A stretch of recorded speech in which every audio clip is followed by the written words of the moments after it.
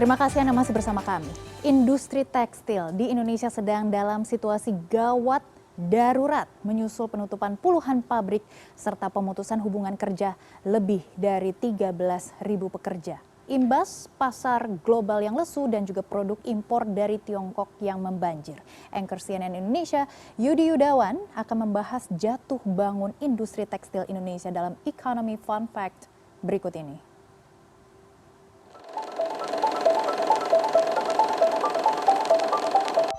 Industri tekstil dan produk tekstil sepertinya sudah memasuki fase gawat darurat. Betapa tidak ada 13.800 karyawan terkena imbas akibat industri ini yang gulung tikar. Sepanjang tahun 2023 hingga 2024, puluhan pabrik di kawasan Jawa Tengah, kemudian juga Serang, dan kawasan Jawa Barat sekitar Bandung gulung tikar dan tidak bisa berproduksi. Nah, kali ini kita akan membahas industri padat karya ini yang menyumbang puluhan juta tenaga kerja pada industri manufaktur Indonesia.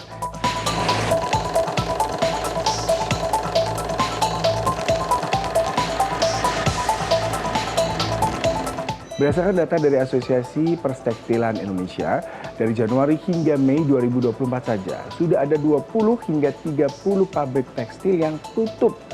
Akibatnya ada 10.800 karyawan terkena imbas dan terpaksa di PHK.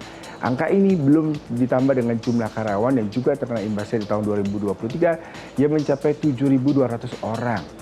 Nah, industri ini sebenarnya industri padat karya dan Anda bisa bayangkan akibatnya akan mengakibatkan banyak masalah yang berujung pada pengangguran terbuka yang semakin bertambah, angka kemiskinan meningkat dan juga kriminal. Ini semua adalah multiplier effect yang diakibatkan dari industri padat karya dan padat kerja ini yang terpaksa tutup akibat kondisi perekonomian yang tidak pasti. Industri tekstil dan produk tekstil ini berdasarkan data dari Kementerian Tenaga Kerja menyumbang sekitar 3,98 juta pekerja atau setara dengan 19,47% pekerja yang bekerja di industri manufaktur di tanah air. Berdasarkan data dari BPS sendiri, pertumbuhan ekonomi dari sektor ini di tahun 2024 ini mengalami penurunan sebanyak 0,80% di kuartal pertama tahun 2024 ini. Kenapa industri ini mengalami penurunan yang cukup signifikan? Ada beberapa faktor yang menyebabkan industri tekstil dan produk tekstil tanah air mengalami penurunan. Mulai dari inflasi dunia akibat pasca pandemi COVID-19 yang mengakibatkan daya beli beberapa negara-negara eksportir daripada produk ini seperti Amerika Serikat, kemudian juga Korea Selatan, Australia, dan Jerman yang menurun. Kemudian juga yang kedua terkait dengan mulai banyaknya kompetitor dari negara-negara lain yang menjual produk dengan harga murah seperti India, Vietnam, serta Tiongkok. Nah, yang lain adalah yang perlu kita pertimbangkan adalah terkait dengan juga bagaimana nilai tukar rupiah terhadap dolar yang terdepresi sepanjang tahun 2024 dan 2023 silam. Belum lagi isu geopolitik merupakan salah satu hal yang tidak bisa dianggap remeh terhadap faktor yang menyebabkan industri ini mengalami fase gawat darurat di tahun ini. Suramnya industri tekstil di tanah air maupun produk tekstil mulai terlihat sejak tahun 2023, di mana berdasarkan data dari BPS hanya ada 1,49 juta produk tekstil dan tekstil yang diekspor di Indonesia ke negara seperti Amerika Serikat, Korea Selatan, Jerman hingga juga ke kawasan lainnya seperti Jepang. Nah, angkanya hanya mencapai 3,2 miliar US dollar atau turun sebanyak 2,43% dibandingkan tahun sebelumnya. Lalu kemana saja Indonesia mengekspor produk tekstil dan juga tekstilnya?